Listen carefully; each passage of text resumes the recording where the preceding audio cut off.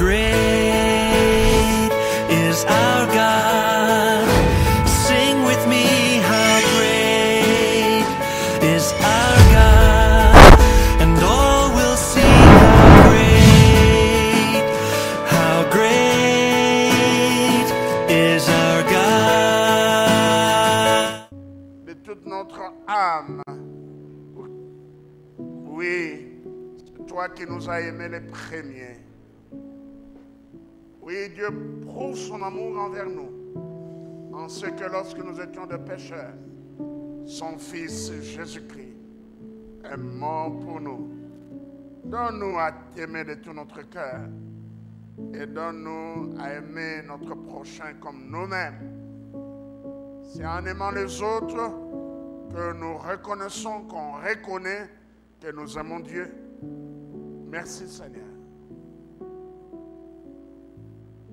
Bénis ta parole. Parle-nous ce matin. Que ta parole nous ramène sur la bonne voie, la voie du salut, la voie de la communion avec toi. Que ta parole nous ramène sur le chemin de la sanctification. Que ta parole nous corrige. Que ta parole sauve. Et que ta parole édifie notre foi. Au nom de Jésus-Christ, notre Sauveur et Seigneur, nous avons ainsi prié, nous disons Amen. Amen. Je crois que vous connaissez les messages que je suis en train de prêcher. C'est un enseignement, une prédication en série qui s'intitule « Nous n'avons pas reçu l'esprit du monde ». Nous n'avons pas reçu l'esprit du monde et aujourd'hui, c'est le troisième message sur le même thème. Nous n'avons pas reçu l'esprit du monde. Pour vous rafraîchir la mémoire, le titre de ma prédication est tiré de l'épître de Paul aux Corinthiens, la première épître de Paul aux Corinthiens, Corinthiens chapitre 2, verset 12e. Or, nous n'avons pas reçu l'esprit du monde, mais l'esprit qui vient de Dieu, afin que nous connaissions les choses que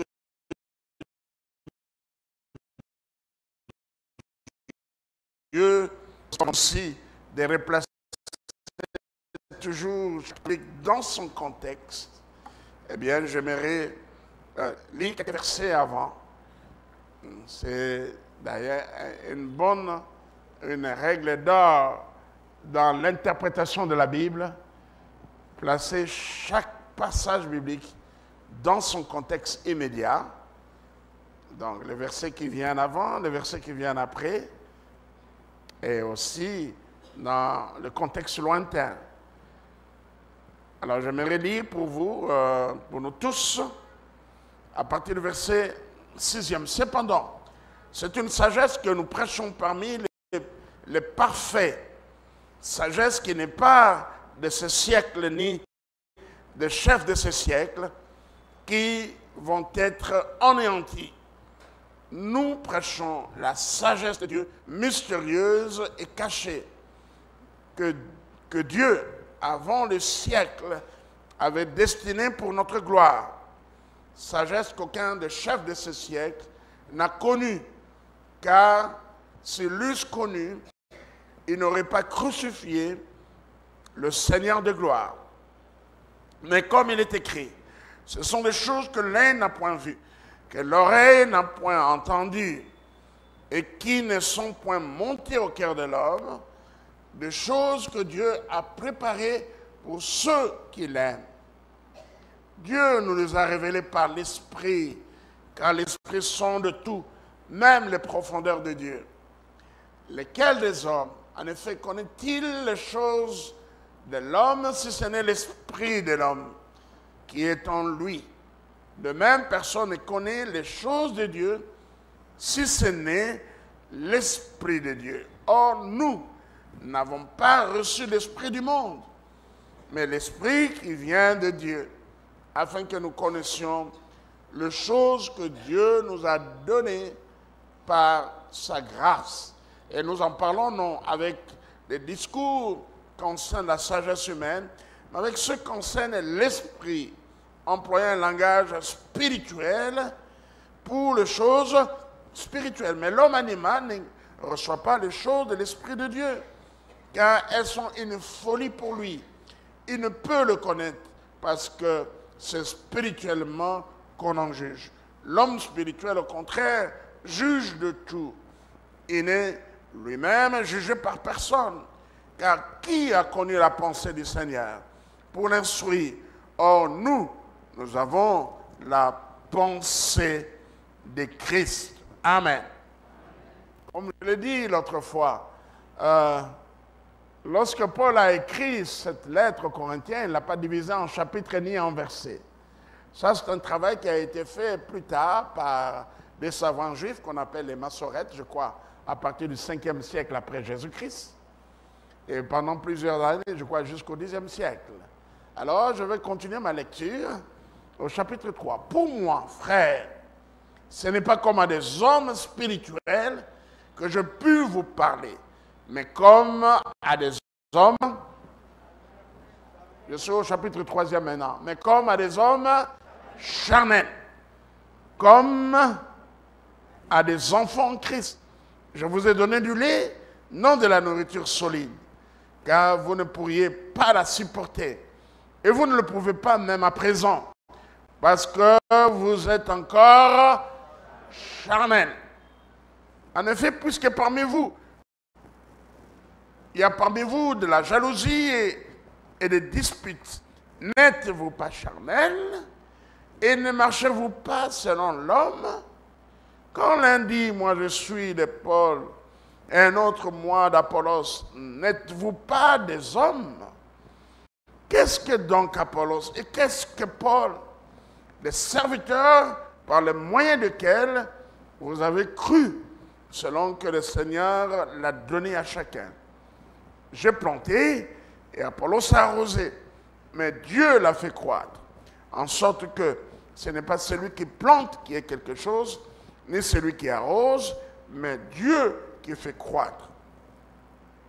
Celui qui plante et celui qui arrose sont égaux. Chacun recevra sa propre récompense selon son propre travail.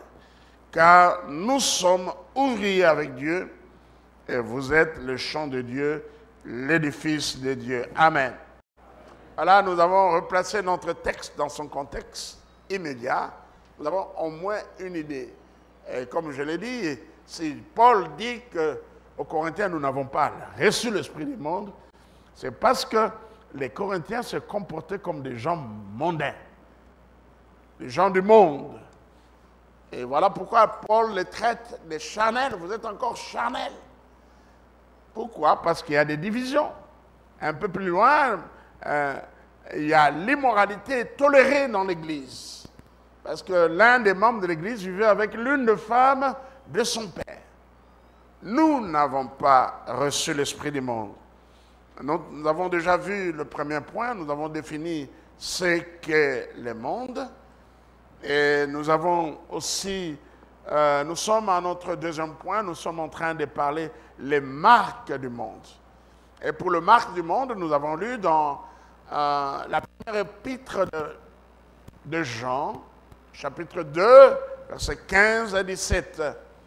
Et nous avons aussi mis dans le marque du monde la liste des œuvres de la chair que Paul cite dans Galates, chapitre 5, à partir du verset 19. Nous voulons lire dans... D'abord, nous commençons dans 1 Jean, chapitre 2. 1 Jean, chapitre 2, verset 15 à 17. N'aimez point le monde, ni les choses qui sont dans le monde. Si quelqu'un aime le monde, l'amour du Père n'est point en lui. Car tout ce qui est dans le monde, la convoitise de la chair, la convoitise des yeux Et l'orgueil de la vie ne vient point du Père, mais vient du monde. Et le monde passe, c'est sa convoitise aussi. Mais celui qui fait la volonté de Dieu demeure éternellement. Et nous avons donné quelques définitions du monde. Point n'est besoin de revenir à cela. Peut-être il y a une personne qui est là, qui nous suit pour la toute première fois. Le monde, c'est la vie de la société humaine organisée sous la puissance du mal, sous le règne ou l'autorité même du diable. C'est le système diabolique, satanique, organisé sous la domination, non pas de Dieu, mais de Satan. Nous avons dit que le monde, c'est tout ce régime politique, social, culturel, religieux, et qui se lève contre Dieu et ses lois, les lois de Dieu. Donc, c'est ce monde-là que la Bible nous dit de ne pas aimer, de nous éloigner de ce monde. Et le Seigneur a dit que nous sommes dans le monde, mais nous ne sommes pas du monde. Dans Jean chapitre 15, Jésus-Christ revient à cela plusieurs fois. Il dit que nous sommes dans le monde, mais nous ne sommes pas du monde.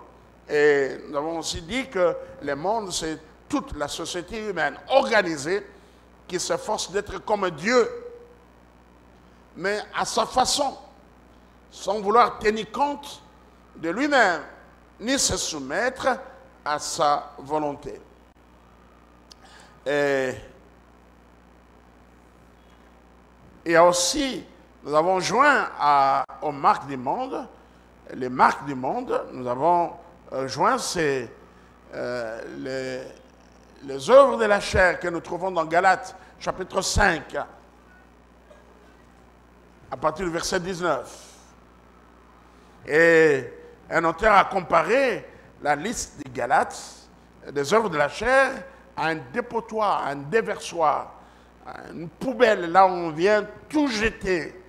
Et Galates chapitre 5, verset 19. Or, les œuvres de la chair sont manifestes. Ce sont l'impudicité, l'impureté, la dissolution, l'idolâtrie, la magie, les inimitiés, les querelles, les jalousies, les animosités, les disputes, les divisions, les sectes, l'envie, l'ivrognerie, les excès de table et les choses semblables. C'est-à-dire, ce n'est pas une liste exhaustive. Paul n'a pas donné une liste, il n'a pas clôturé, donc, etc. Et les choses semblables, c'est-à-dire, il y en a encore. On peut mettre dans la liste des œuvres de la chair, on peut continuer. Le tribalisme, c'est une œuvre de la chair. L'apartheid, c'est une œuvre de la chair, on peut continuer. La xénophobie, c'est une œuvre de la chair. La dictature, c'est une œuvre de la chair. Et la liste est longue. Amen. Tout ce qui ne reflète pas le saint caractère de Dieu et l'amour que Dieu demande aux hommes, c'est de la chair. Amen. Tout ce qui est contraire à la volonté de Dieu, eh bien, les actes que les hommes posent, c'est bien cela, la chair.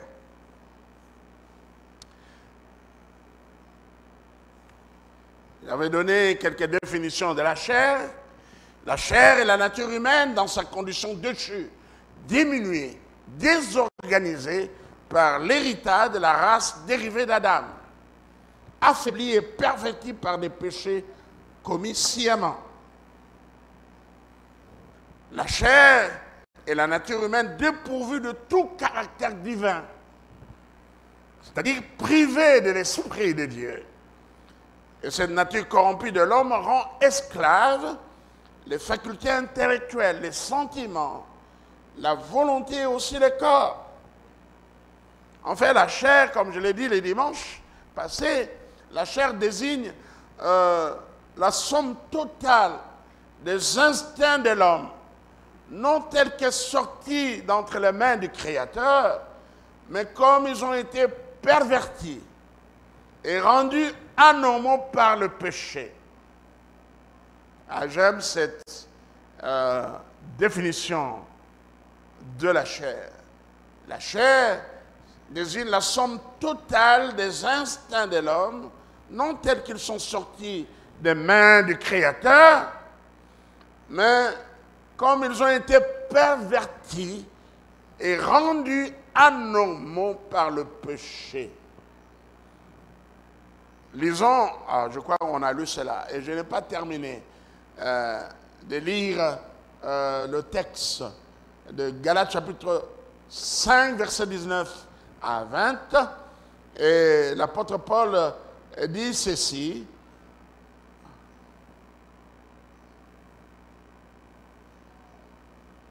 L'envie, l'ivrognerie, verset 20, l'envie, l'ivrognerie, les excès des tables et les choses semblables. Je vous dis d'avance, comme je l'ai déjà dit. Lisons la suite.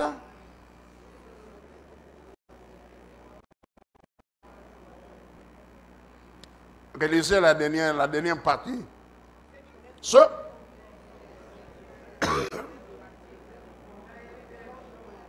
Bon, allons dans l'ordre. La dernière partie, ceux qui commettent. Allons-y.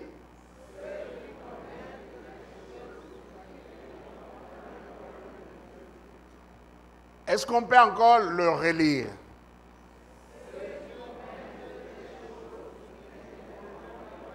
N'hériteront point le royaume de Dieu.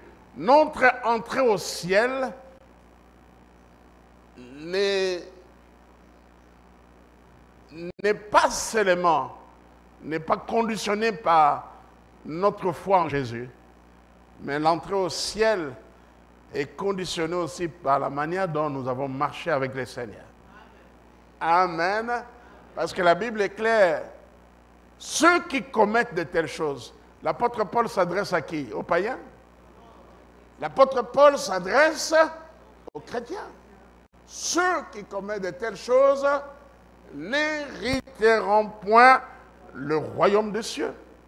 Alors n'hypothéquons pas notre entrée dans le royaume des cieux par notre mauvaise vie, en nous laissant diriger par l'esprit du monde, en nous abandonnant aux appétits de la chair.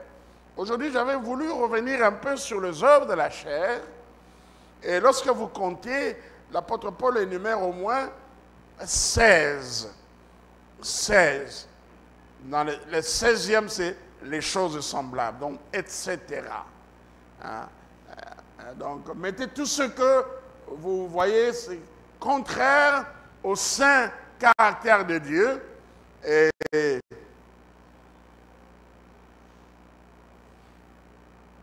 Paul cite 16 œuvres de la chair. L'œuvre est désignée par les choses semblables. Pour indiquer qu'elle n'est pas une liste exhaustive, publicité. D'autres versions traduisent par débauche, immoralité, fornication, conduite. 2. Impureté. 3. Dissolution. D'autres versions traduisent par dérèglement, vice, débauche. 3. 4. L'idolâtrie, la magie ou la sorcellerie, les inimitiés ou les hostilités, les querelles ou bien les discordes, les jalousies, les animosités, bien la colère, les fureurs. 10. Les disputes ou les rivalités ou les intrigues d'après d'autres versions. 11. Les divisions. 12. Les sectes ou les partis pris. 13. L'envie. 14. L'ivrognerie. 15. Les excès de table. Et 16. Les choses semblables. Je vous le dis comme je l'ai déjà dit, ceux qui commettent de telles choses n'hériteront point le royaume des cieux. Notons que, en analysant ces œuvres de la chair, on peut les diviser en 4 groupes. Et il y a le domaine de la sexualité, il y a le domaine de la religion, il y a le domaine des relations sociales, ou bien le domaine des besoins physiques. Le domaine de la sexualité, les domaines de la religion, deuxième groupe, le domaine des relations sociales et le domaine des besoins physiques. Et le fait que Paul commence avec les péchés ou les œuvres de la chair en relation avec la sexualité et à souligner. Comme je l'ai dit, beaucoup de gens ont des problèmes de sexe. N'est-ce pas vrai que la pensée des hommes est généralement tournée vers le sexe? Tournée vers le sexe. Regarde, je me demande, je me dis que dans 10 ans, les gens commenceront au nom de la liberté, à marcher comme presque nus. Hein? Regarde les accoutrements, les vêtements. Les femmes exposent leurs parties qui, autrefois, vous savez, regardez les anciens films, hein? Les anciens films. Il y avait comment les femmes s'habillaient. Ils avaient des robes, on ne voyait même pas les... On appelle ça quoi? Les mollets ou les talons. Donc ça couvrait. Mais avec le temps, on a changé. Et nous avons vu des habits serre-corps, n'est-ce pas? On a vu des mini-jupes. On a vu des femmes maintenant, des habits qui exposent leurs seins, hein, etc. Et je dis, je ne prédis pas, mais je vois quoi à l'allure où va le monde, je dis dans 10 ans, nous serons scandalisés. Mais ce sera au nom de la liberté. Mais cette liberté est mal comprise. Amen. C'est au nom de la liberté que le monde aujourd'hui accepte l'homosexualité. Oh, ils sont libres de faire ce qu'ils font. Mais qu'est-ce que Dieu dit? On marche sur les lois de Dieu. Il y a quelques années en arrière, je dirais 20 ans en arrière ou 30 ans, les homosexuels étaient regardés comme des malades mentaux. Mais aujourd'hui en Europe, il ne faut pas le dire. Ce que je prêche ici, si j'étais à Paris ou aux États-Unis ou en Norvège, on va m'accuser au tribunal. Je traite les homosexuels comme des malades mentaux. Ils sont effectivement des malades mentaux. Comment on peut laisser les moyens que Dieu a donnés à l'homme pour vivre la sexualité? On prend des moyens contre nature. Il y a quelque chose qui ne va pas. Ça, c'est l'esprit du monde. C'est l'esprit du monde. C'est Satan qui gouverne ce monde. Il est le Dieu de ce siècle. Je connais une maman ils ont de sérieux problèmes. Ils ont une séparation des corps avec son mari. Et il n'est pas de cette église. J'en ai connu lorsque j'étais à Massina, à l'époque, vers le 94. Quand je dirigeais l'église, l'Alliance Massina, une maman est venue me voir pour me dire que son mari lui exigeait des rapports sexuels anals, par derrière. Quelque chose ne va pas. Parce que derrière, ce sont des matières qui sortent là-bas. Comment on va aller passer là-bas et on laisse l'organe que Dieu a préparé pour la sexualité? Et l'apôtre Paul le dit. Alléluia. Oh, j'aime la Bible. J'aime la Bible a prophétisé, elle a dit dans les derniers jours, il y aura des temps seront difficiles. La Bible a prophétisé cela.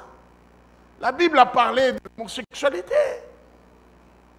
Nous le voyons même à l'époque d'Abraham. À l'époque d'Abraham.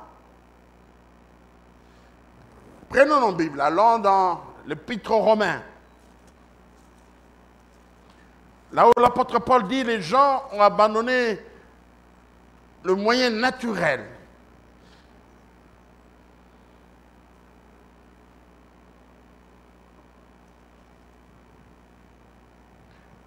Je vais commencer 1 Corinthiens, Romains plutôt, Romains chapitre 1er.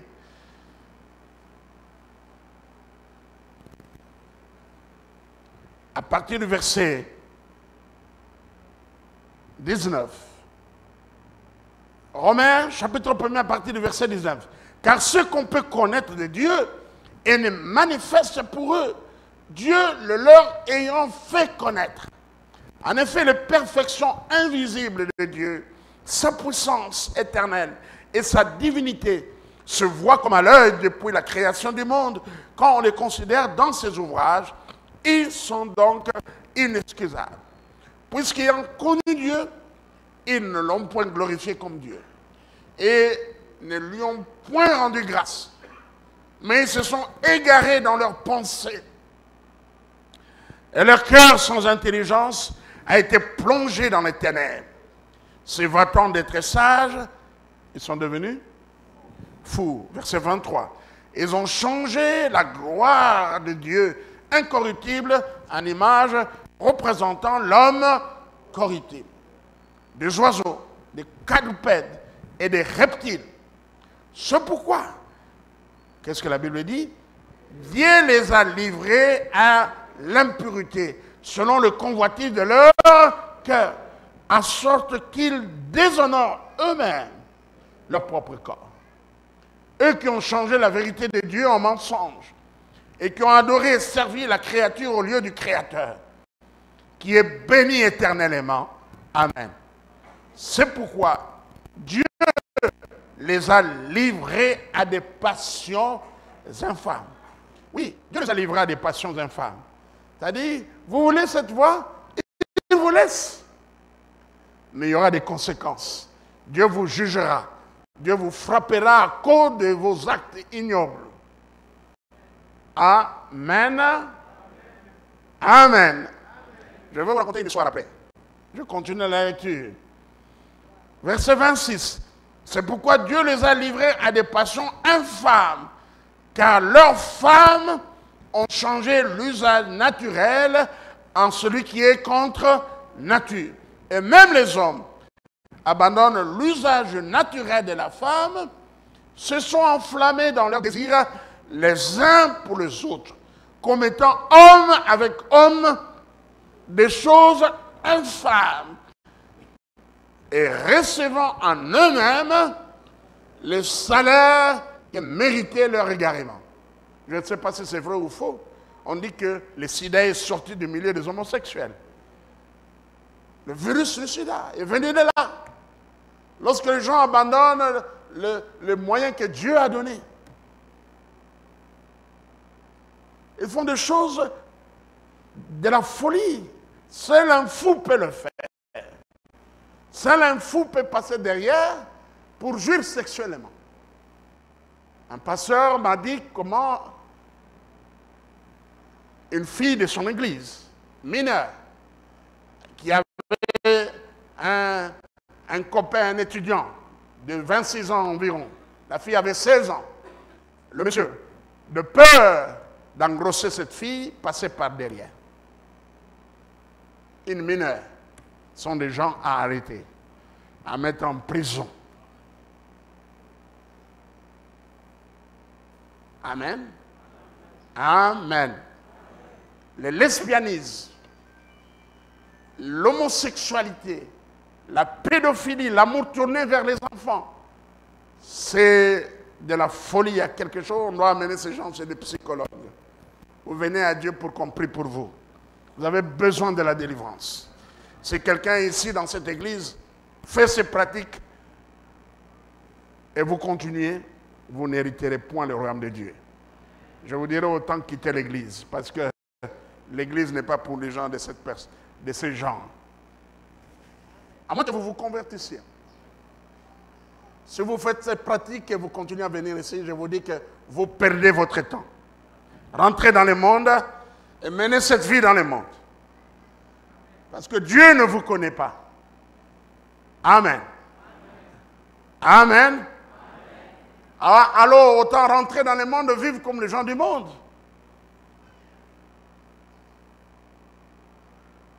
À ces personnes, le Seigneur dira, quel qu'il soit, pasteur, responsables, le Seigneur leur dira, je ne vous ai jamais connus.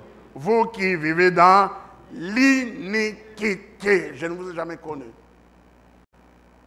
Un pasteur m'a fait une confidence. Ils ont attrapé un diacre dans leur église qui s'abusait des enfants. Des enfants qui venaient à l'église. C'est grave. Vous savez le scandale qui est aujourd'hui dans l'église catholique avec les prêtres qui avaient des rapports avec des enfants. Un grand scandale. Maintenant, les langues se délient. Les gens parlent, les gens dénoncent ces choses. L'église du Seigneur doit être une église sainte. Nous sommes un peuple racheté, un peuple mis à part. Alléluia. Il y a quelques mamans qui m'ont dit qu'ils ont attrapé dans le téléphone de leur mari des films pornographiques. Et même des enfants ont attrapé dans le téléphone de leur papa des films, on a vu des films pornographiques. C'est grave. Non, laissez ces choses au monde. Ceux qui commettent de telles choses n'hériteront point le royaume de Dieu. Je veux que cette parole, cette conclusion résonne dans votre cœur afin que vous changez de vie. Parce que vous êtes en train d'hypothéquer votre vie éternelle. Vous êtes en train d'hypothéquer votre destinée éternelle auprès du Seigneur. Ce n'est pas la vie que Dieu veut. Ce n'est pas la marche que Dieu vous demande de faire. Jeunes comme adultes, marchez dans la sanctification. Amen. Alors cette maman dont le mari lui demandait des relations anales, en tout cas,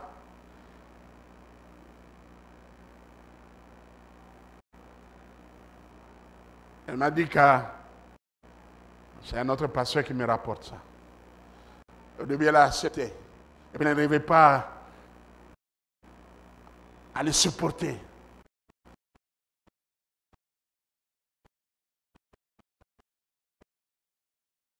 Elle a dit non, c'est pas.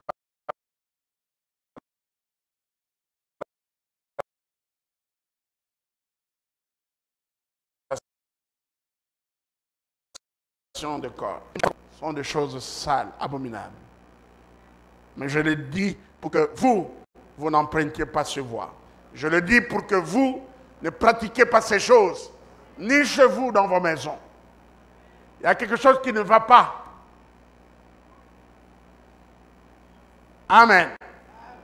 Vous êtes d'accord avec votre pasteur? Oui, je vous ai dit que je vais beaucoup vous choquer. Je vais vous choquer pour que vous changez de vie. Je vais vous choquer pour que vous n'allez pas vers ces choses-là. Amen. Aujourd'hui, on doit faire attention avec les téléphones. Moi, je me suis dit, alors, finalement, cet Internet n'a qu'à te rajouter. Yo, lingo, ça, on me dit,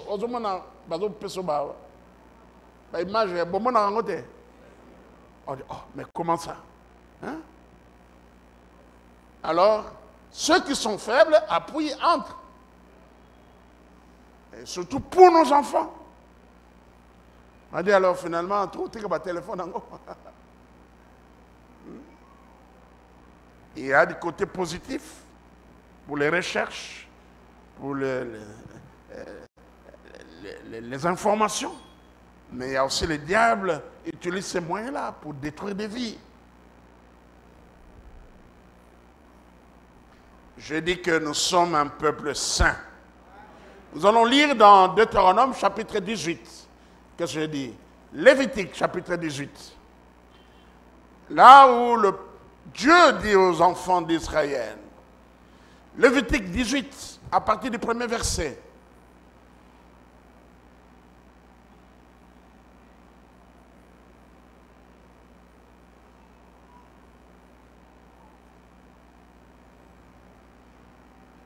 Je vais faire une longue lecture, mais c'est une bonne chose.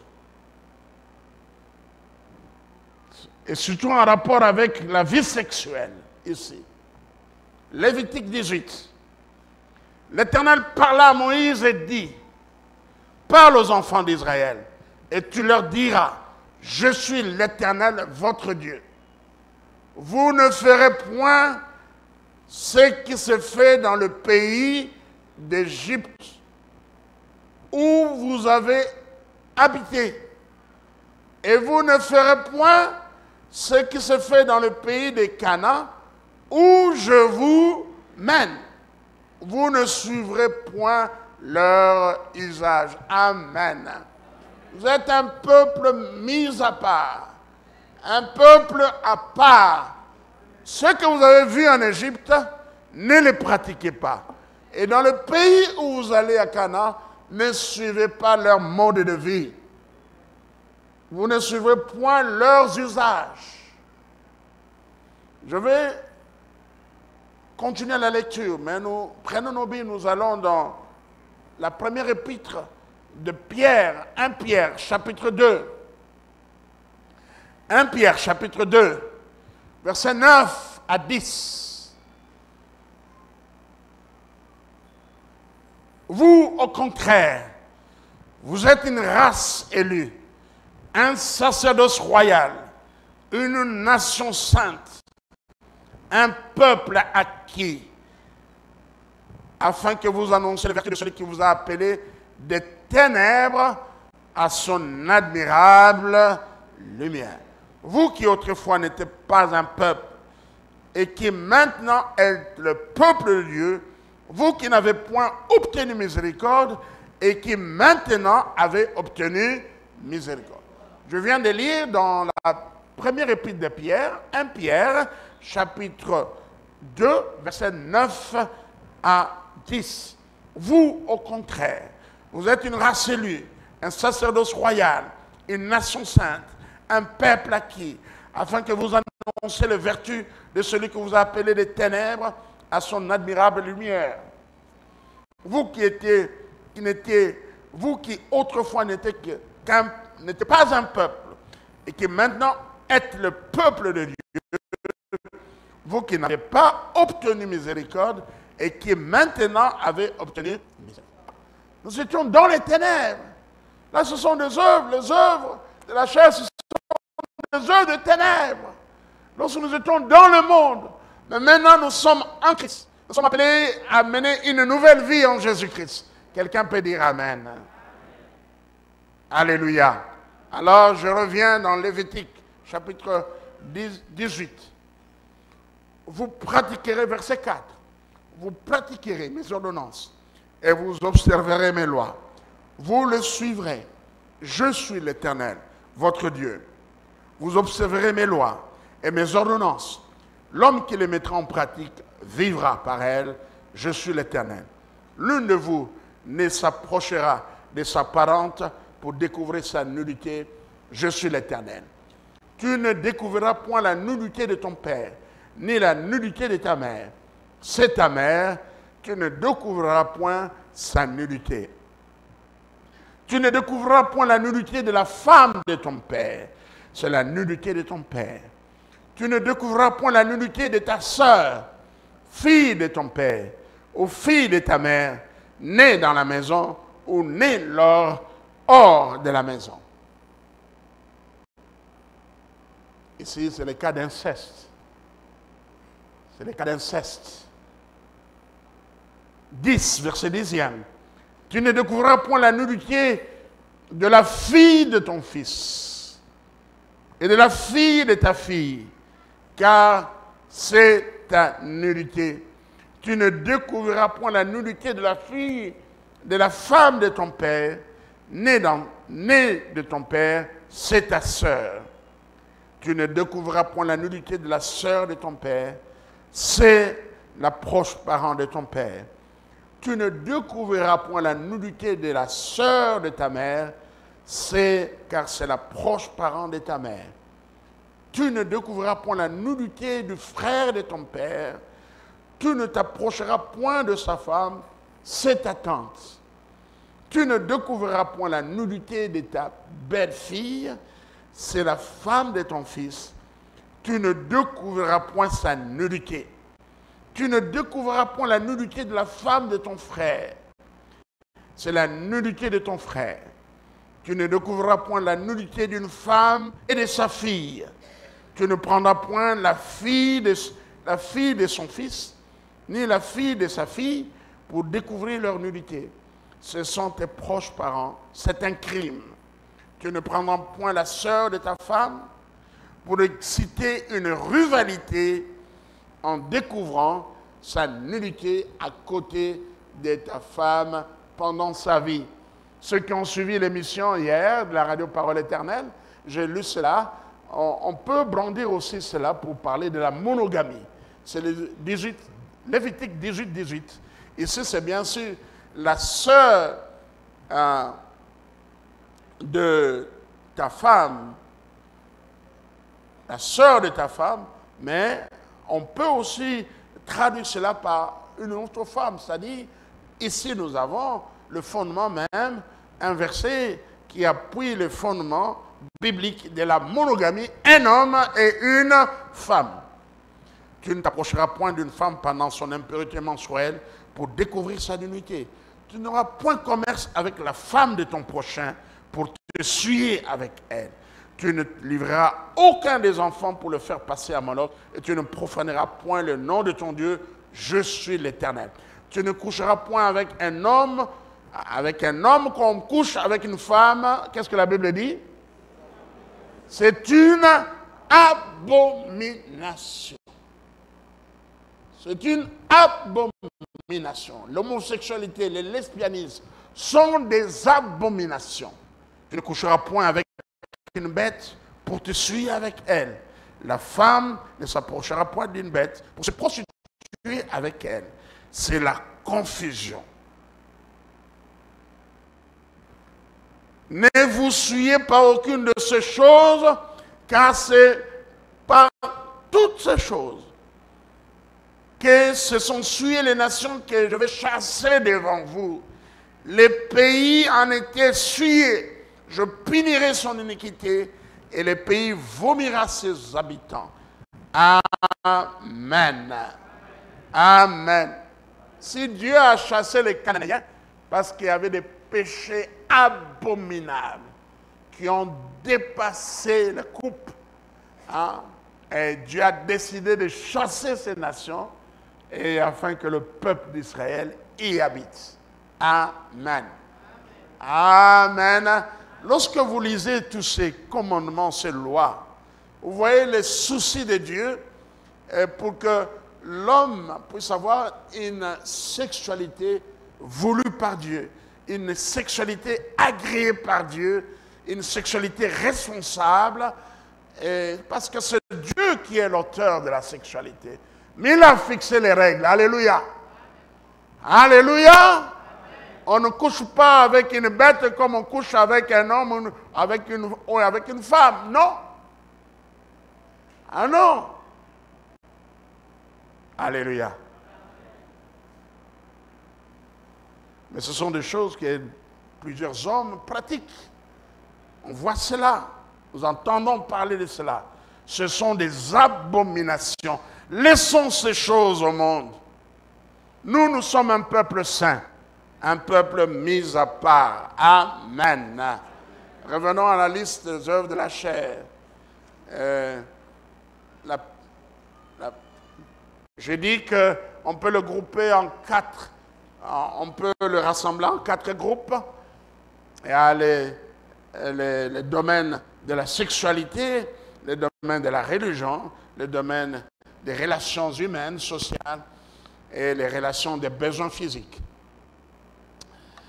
Je dis ceci, n'est-ce pas, que les hommes ont leur pensée tournée vers le sexe.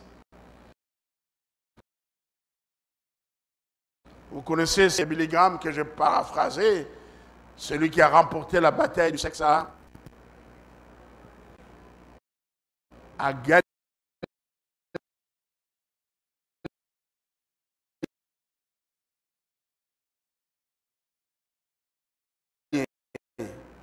de la sexualité. Il y a 3 œuvres qui sont classées. l'impureté et la dissolution.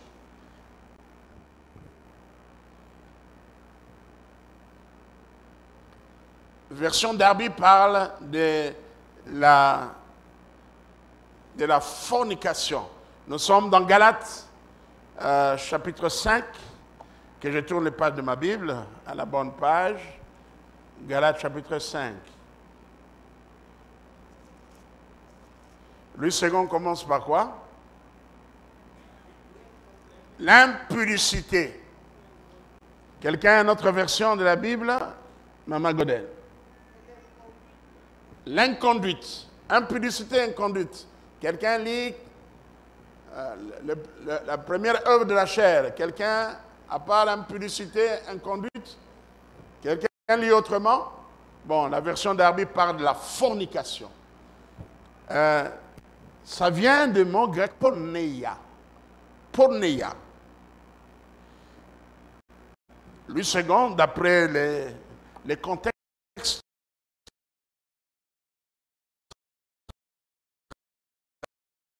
traduit cela par un plan. Ce sont des relations sexuelles illicites. Les relations sexuelles illicites. Et de ce mot porneia, de cette racine vient le mot pornographie. Pornographie. Et d'autres versions traduisent cela par impureté. Et Louis II révisé traduit par inconduite. Donc, au sens strict, la fornication désigne les relations sexuelles entre deux personnes non mariées. La fornication désigne les relations sexuelles entre deux personnes non mariées. Mais au sens large, il désigne tout rapport sexuel illicite. Illicite. Donc, adultère, homosexualité, mœurs d'une lesbianisme, relation avec des animaux, relation sexuelle avec un proche parent, relation sexuelle avec une personne divorcée. Le deuxième mot, c'est l'impureté. Chez moi, ici, on dit l'impureté, oui. Et ce mot vient du mot grec akatarsia. Akatarsia. Akatarsia, qui est traduit par impureté. Et parfois, sur le plan physique, il désigne la malpropriété. Malpropriété. Et dans un sens moral, ce mot désigne l'impureté sensuelle, la luxure, la corruption, la dépravation. Ce mot impureté désigne les relations sexuelles dégradantes, les vices contre nature. C'est dans ce groupe que nous pouvons classer l'homosexualité, le lesbianisme, la fellation et les relations sexuelles anales. Et ce mot impureté désigne aussi la souillure morale de la pensée et de la parole. Souillure morale de la pensée et de la parole. Alors il y a la troisième œuvre de la chair, c'est la débauche. Mais dans ma version, le second ici, on dit la dissolution. Quelqu'un a un autre mot là-bas, troisième œuvre de la chair? Vous levez votre main, vous dites, moi, dans ma Bible, j'ai lu ceci. Dérèglement, voilà. Troisième œuvre, quelqu'un lit autrement dans sa Bible. Parce que vous avez quelle version là? Le second révisé.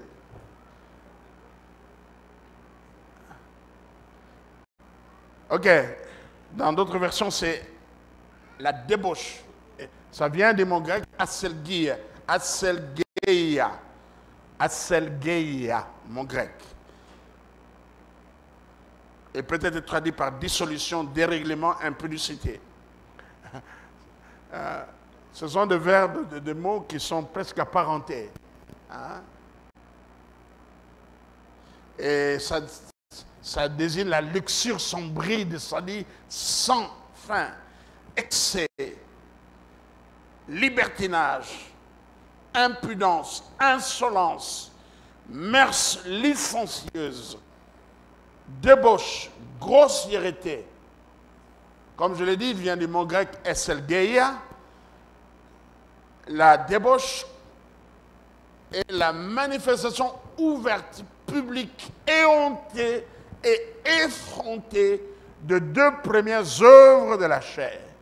De deux premières œuvres de la chair citée. La débauche. C'est la manifestation ouverte, publique, éhontée, effrontée de deux premières œuvres de la chair citée si haut. Dans la débauche, l'homme ou la femme se livre au péché pour un but lucratif. Vous savez, il y a certaines choses, ils font ces choses ouvertement. Tout le monde sait qu'elle est coureur de jupons, qu'elle est une prostituée. Et là, le terme qui convient pour cela, c'est la débauche. Et ces trois mots, fornication, impureté, débauche, suffisent pour montrer que tout péché sexuel, privé ou public, est à classer parmi les œuvres de la chair.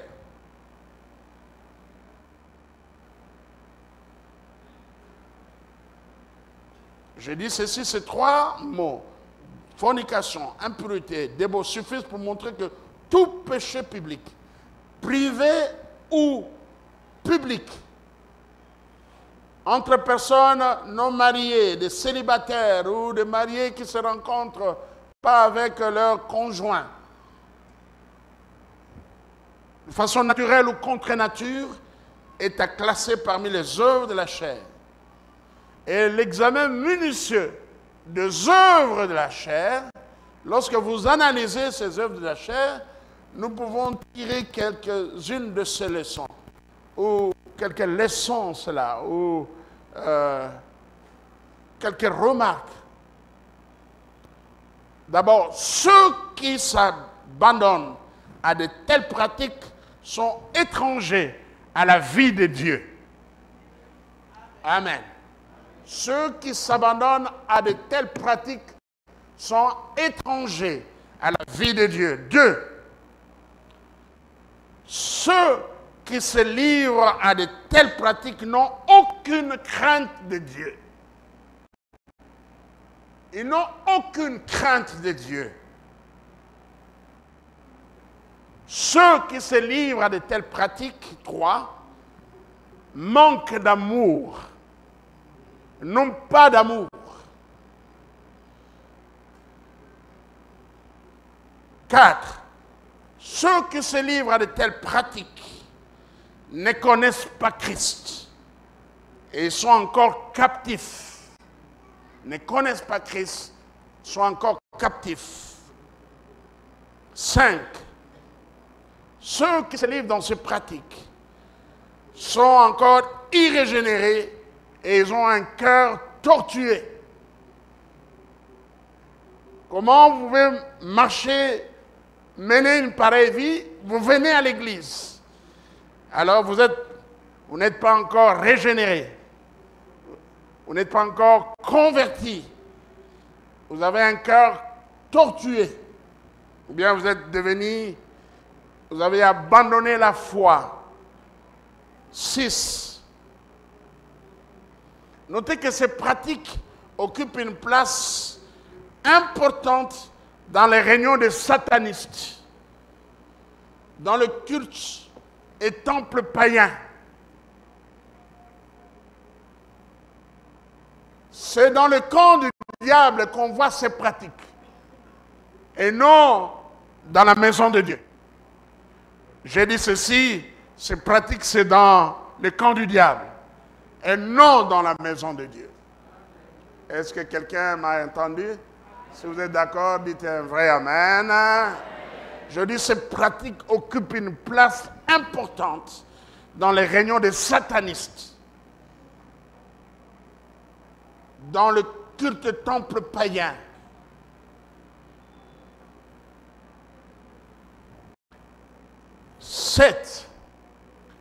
Ceux qui pratiquent ces choses sont sous l'influence du diable et des démons. Ils sont sous l'influence du diable et des démons et ne sont pas conduits par l'Esprit de Dieu. Amen. Amen. Voilà, que le Seigneur bénisse sa parole. Merci Seigneur.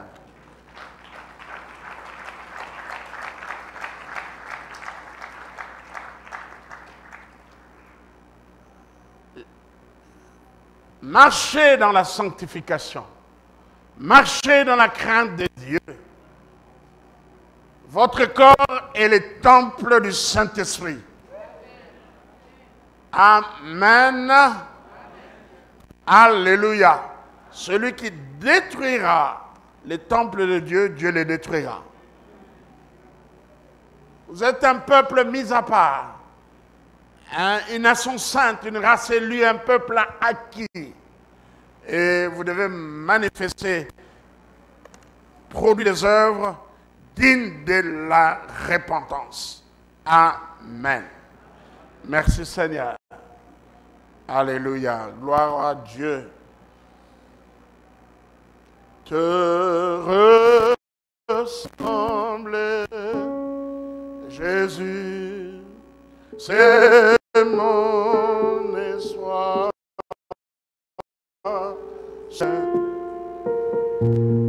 Penser, agir, aimer, toujours plus comme toi, te ressembler, Jésus. C'est mon espoir suprême. C'est mon espoir suprême. Par ton esprit en moi. Ton esprit en moi. Semble à toi. Chantons encore une fois ce cœur. Ressembler, Jésus, c'est mon espoir suprême. Penser, agir, aimer, toujours plus comme toi, te ressembler, Jésus, c'est mon espoir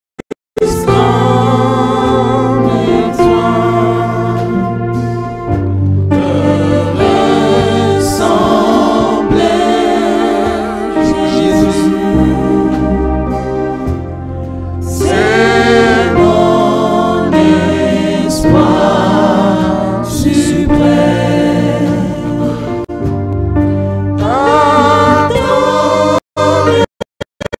ton esprit en moi, Semblable à toi. semblable à toi. Lèvons-nous tous ensemble. Encore une fois, chantons ce cœur. Et après, chacun va répondre à Dieu.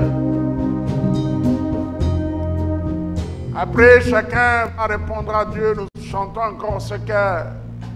Qu'avez-vous retenu de ce message? Que dire après ce message? Voulez-vous vous repentir? Faites-le. Vous voulez changer de vie? Faites-le, prendre la décision de laisser cette vie qui déplaît à Dieu, ces pratiques abominables. N'attendez pas demain. Aujourd'hui, c'est le jour du salut. Car qui sait si tu as encore 2 jours, 3 jours, tu ne le sais pas. Alors, il ne faut pas rater le ciel à cause de ce pratique. La Bible est claire. Ceux qui commettent de telles choses n'hériteront point le royaume de Dieu. Amen. Les portes du royaume de Dieu ne leur seront pas ouvertes. Oui, nous chantons encore ces chants.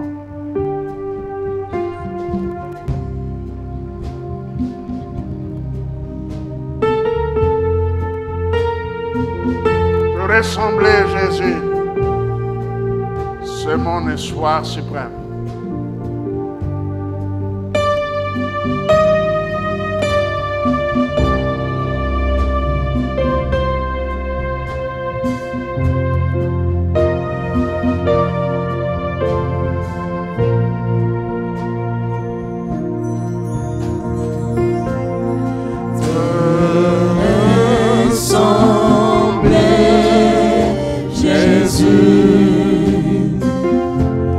C'est mon espoir suprême. En Dieu agir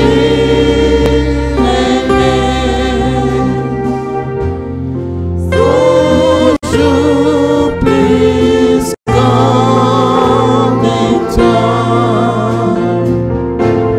te ressembler, Jésus.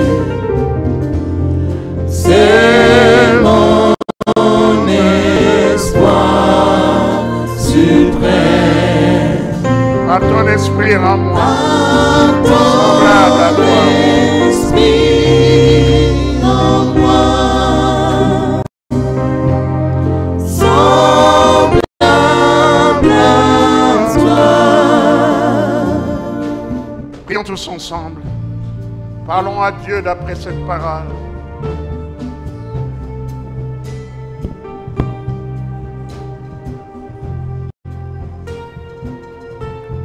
Après avoir écouté cette parole, que veux-tu dire à ton Dieu?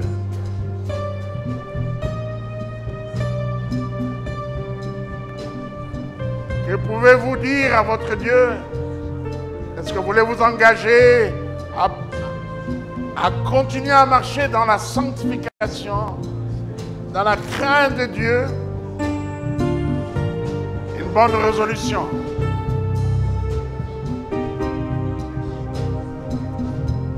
Est-ce que vous voulez vous repentir, vous convertir?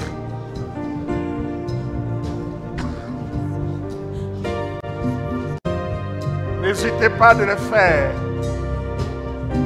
Changez de vie.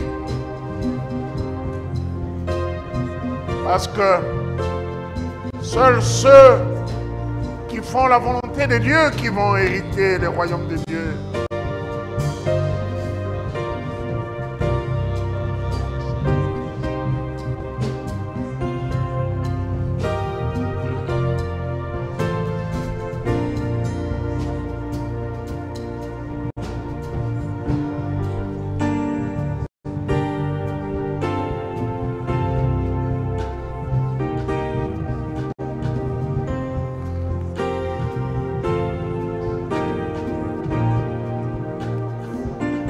Merci Seigneur.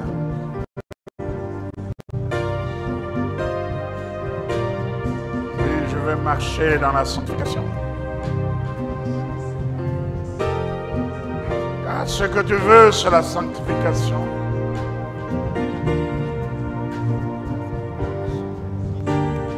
Que ma vie te soit agréable, oh Dieu.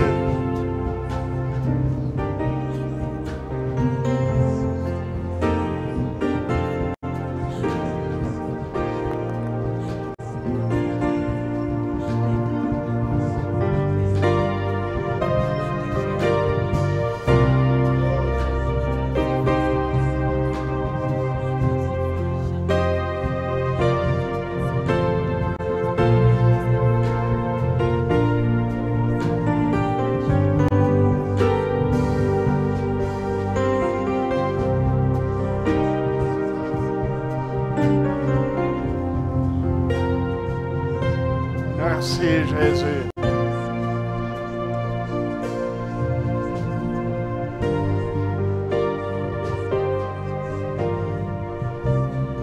Merci Seigneur.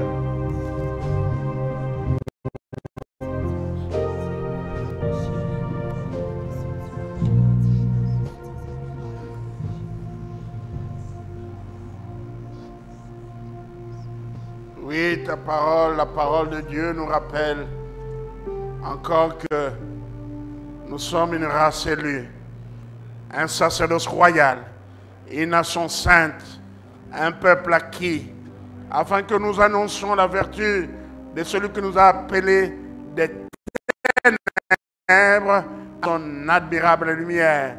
Nous qui autrefois n'étions pas un peuple et qui maintenant sommes le peuple de Dieu, nous qui n'avions pas obtenu miséricorde et qui maintenant avons obtenu miséricorde, eh bien, marchons dans la sanctification, n'aimons point le monde, condamnons les pratiques de ce monde, les pratiques obscènes, les pratiques coupables, les pratiques sexuelles coupables.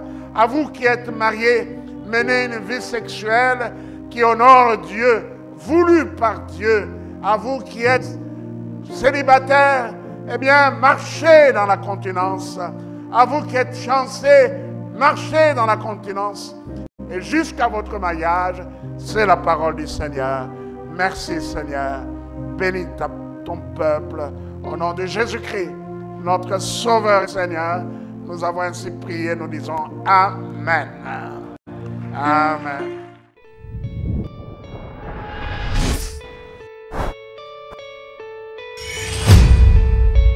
How great